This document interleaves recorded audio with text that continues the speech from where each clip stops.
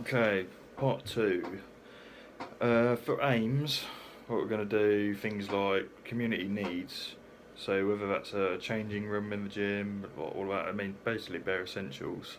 Um, Quality standards like wiping down the machines or anything after they're done. Ambition targets, so that can either be done through PTing or like people monitoring their workouts or anything like that. And yeah, that is it. I mean, you've got several, well, possibly even school support. I know Jim and Hitchin did that, Peak Physique. So they'd like do a discounted rate for students or at schools, which is good. It's getting started early. The objectives. So whether it's going to be social, organisational, financial, equal opportunities, health, development, or educational, it's got to have some of them. So, equal opportunities. There was a contrasting thing the other day where they were charging less money for women to join the gym in a bodybuilding gym, which to me that's not an equal opportunity. Not an equal opportunity. It's a bit outrageous. Taking up all the equipment, you're paying the same money to use, and usually they can be very arsey with you. But yeah, financial that links into equal opportunities. Organisational, they want to know what members are doing. They want to do all of that sort of stuff. Who's paid, who's like regular, and all of that. Social, they want to have a good social environment. This is something you'll find more in bodybuilding gyms, I think, because you find they're the type of people that go like every day. Sorry. So they're going to get to know each other a lot more. They're going to be more likely to use heavier weights. So they're going to ask people for spots. Whereas in the leisure centre, they're just kind of their general goal is to lose a bit of fat loss, so they can do a bit of cardio or anything like that. And educational. So if the people behind the bar, there's a bar at Elite Physique in Sandy, behind the till. Very helpful. So any questions you got, they'll put you straight because they're fully qualified, which enables them to give productive information, if you like. So that's good, yeah. Right, so resources. Well, that's facility characteristics, size, layout, lighting, technology. I mean, main difference is like bodybuilding gyms are mostly going to be just catered to bodybuilding.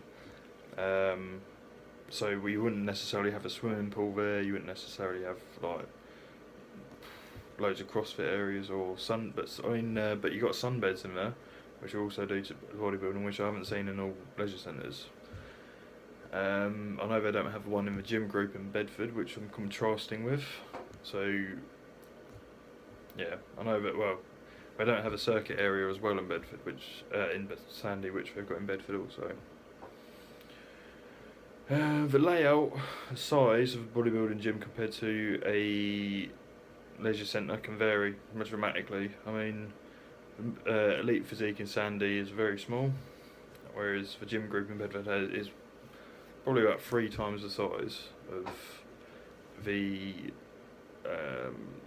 Elite Physique.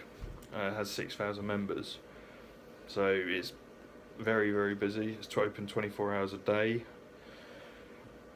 which, yeah, it's just different things like that. So car parking, changing rooms. Yeah, I mean most gyms are going to have a changing room, to be honest. The Yeah. So car parking, not all gyms have them, but the ones I'm doing like work on doing this assignment on do. The one at the outside of the gym in Sandy is actually it's made by an old industrial estate.